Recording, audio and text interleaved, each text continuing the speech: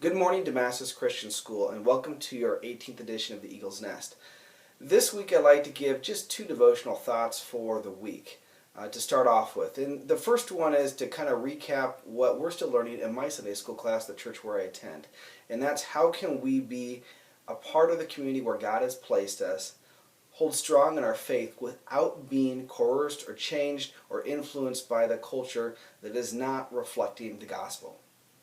So the parable that we actually looked at to illustrate this was the parable of the prodigal son, one that most of us as Christians are familiar with, which is the one son that chooses to leave his home and to go and party basically and live a very sinful life, and comes back humbled and seeking his father's acceptance, even if it's as a servant. His father gladly welcomes him back, throws a big party for him. Then you have the older son who is faithful to his dad, who does all the right things, and is somewhat frustrated when he sees his father's response to his son. That this son who just totally turned away from what he was taught and instructed by his dad, that he so willingly takes him back. And the older son feels somewhat frustrated and annoyed by that. One that we can identify with possibly. And so the pastor talked about these two individuals, and we can obviously agree that yes, the sinful son, the son that ran off and party, was doing the wrong thing. But he also talked about the older son, who didn't have the right heart either. He was kind of living a religious lifestyle, just trying to tick the boxes. He wasn't seeking to be in relationship with his father, much like the younger son wasn't seeking to be in relationship with his father. They were both maybe intrinsically motivated by what they could gain from their father in terms of inheritance. And so how this applies to living in the city and living in a world that doesn't reflect Christ, which I think is easy to identify with and easy to illustrate in our culture that we live in, is what one of the two sons are you? Are you a son who's embraced the world and reflects the world and looks just like the world, and people are like, a person claims they're a Christian, but they act and behave no differently than I do as a non-believer? Or are you like the older son who is simply living a religious lifestyle and just trying to check off all the boxes and appear to be a Christian when really there is no heart transformation? So I'd encourage you to remember that Christianity isn't simply just religion or a dogmatic following of rules, but it's a relationship with Jesus.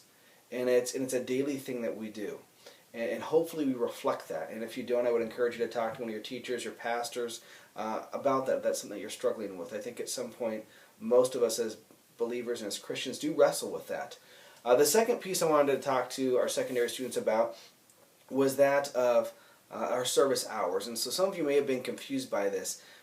The reason we're going after these service hours is really twofold. The first one is a real pragmatic example. And one is colleges and companies now are looking for how do you engage and get involved in your community.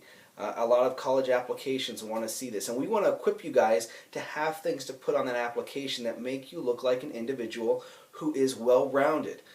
Doing athletics if you have the opportunity, being in student council if you have the opportunity, leadership positions, getting good grades, being involved in your community. These are all things that a college is looking for and companies are looking for. And that's part of our mandate as educators, to equip you guys to be a well-rounded student. The second piece is that we want you to be engaged in your church. We want you to be engaged in your community from a gospel standpoint. So we don't want you to grow up and go just sit in the pew at your church and not be engaged. That's not what church attendance membership looks like. You're engaged actively in your church. So that's the other reason. We want to equip you and prepare you guys to do that, to go out and live engaged in your church, whatever that may look like based on the gifts that God has given you, the talents that He's given you, and the passions that you have. Most of you do this, whether you're engaged in a mission trip, whether you're volunteering in a church nursery or in a youth program or tutoring kids after school. There's a number of things I've heard from students that they are engaged in. Most of you should have no issue getting these hours put in.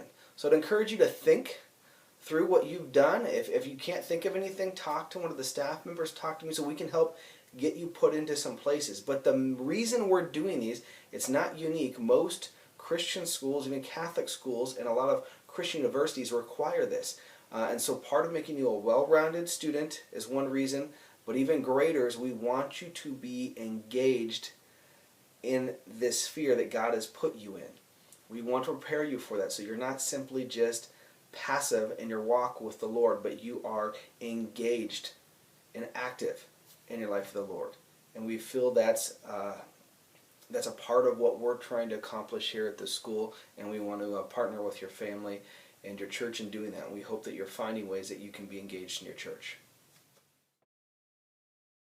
I want to say thank you to our student council who put on a great luau party for our high school students this past week, where they had some great food, some volleyball, and a hula competition.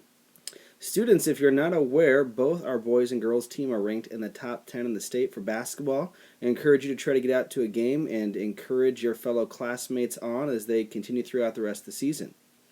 This week in chapel, the elementary will be hearing from Pastor McClellan, and our secondary students will be hearing from Pastor Shields. We will be having discipleship groups as well this Friday. Yes, Friday Feast is back, and we'll have Chick-fil-A this week on Friday. Science Fair will be also starting up here next week on Monday. So students, get your products together, and the rest of the student body will have an opportunity to see the work that you have done next week on Monday and Tuesday. Have a great week and soar like eagles.